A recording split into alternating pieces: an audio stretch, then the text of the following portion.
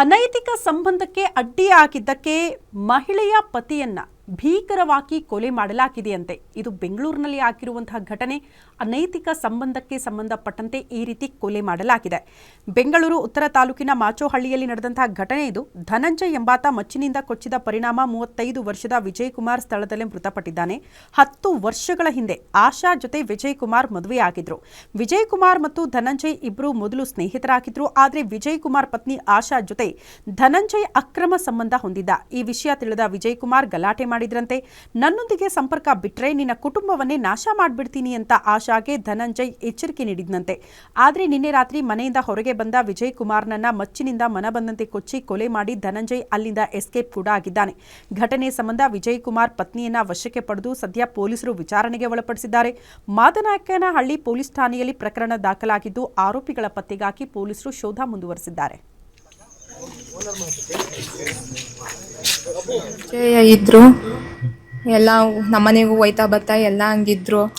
ಆಮೇಲೆ ಈಗ 2 ತಿಂಗಳು ಮುಂಚೆ ಕಂಪ್ಲೇಂಟ್ ಮಾಡ್ಬಿಟ್ಟು ಹೋಗಿದ್ದೆ. ಅವ್ರು ನಮ್ಮ ಸುದ್ದಿಗೆ ಬರೋಂಗಿಲ್ಲ, ನಾವು ಅವ್ರ ಸುದ್ದಿಗೆ ಹೋಗಂಗಿಲ್ಲ ಅಂತ ಎಲ್ಲ ಹೇಳಿದ್ರು. ಆದ್ರೂ ಅವನು ಬರೋನು ನನ್ನ ಮಗು ಸ್ಕೂಲ್ ಹತ್ತಿಸಕ್ಕೆ ಹೋದಾಗ ಎಲ್ಲ ಇದು ಮಾಡೋನು. ನಾವೇ ನಾಳೆ ಬಂದು ಕಂಪ್ಲೇಂಟ್ ಮಾಡೋಣ ಅಂತ ನಾನು ನನ್ನ ಗಂಡನೇ ಮಾತಾಡ್ಕೊಂಡಿದ್ದು. ನಮ್ಮ ಮನೆಯವರು 7:15 ಈಚೆ ಹೋದ್ರು. ಆಮೇಲೆ ನನಗೆ ಸರ್ ಫೋನ್ ಮಾಡಿದ್ಕೇನೆ ಗೊತ್ತಾಗಿತ್ತು ಈ ವಿಷಯಗಳು. ನಮಗೆ ನಮ್ಮ ಮನೆ ತಕ್ಕೆ ಹೋಯ್ತಾ ಬತ್ತಾ ಅವನು ಹೆಂಡತಿ ಅವ್ರ ಫ್ಯಾಮಿಲಿ ಎಲ್ಲ ಪರಿಚಯ ಇತ್ತು. ಹೋಯ್ತಾ ಬತ್ತಾ ಹಬ್ಬದಿಂದಲೇ ಎಲ್ಲ ಇದ್ವಿ, ಇದು ಮಾಡಿದ್ವಿ.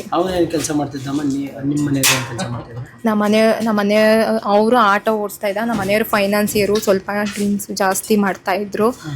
ಜೊತೆಲೆ ಕುಡಿಯೋರು, ಜೊತೆಲೆ ಇದು ಮಾಡೋರು. ಅವ್ರ ಮನೆಗೆ ಇವ್ರು ಹೋಗೋರು, ಇವ್ರ ಮನೆಗೆ ಅವ್ರು ಹೋಗೋರು. ಕಂಪ್ಲೇಂಟ್ ಆದ್ಮೇಲೆ ಯಾರ್ಯಾರು ಹೋಗ್ತಾ ಇರ್ಲಿಲ್ಲ ಅವ್ರ ಮನೆಗೆ. ಮನೆ ಕಳವ ಅಂದ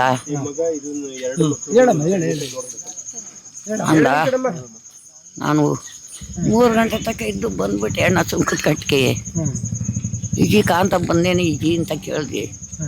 ಬಂದವ್ರು ಕಣಮ್ಮ ಅಂದ್ಲು. ಈ ಮಗ ಸ್ಕೂಲಿಂದ ಬಂದದ ಅಂದ್ಲು. ಒಂದು ಆಮೇಲೆ ನಾನು ಮನೆಗೆ ಹೊರಟೋದಣ್ಣ. ಹಿಂಗೆ ನಿನ್ನ ಮಗನ ಯಾರು ಹೊಡೆದವ್ರು ಅಂತ ಅನ್ಲ ಅಷ್ಟೇ. ನನಗೆ ಗೊತ್ತಿಲ್ಲ. ಇದು ಯಾರ ಮೇಲಾದರೂ ಯಾರು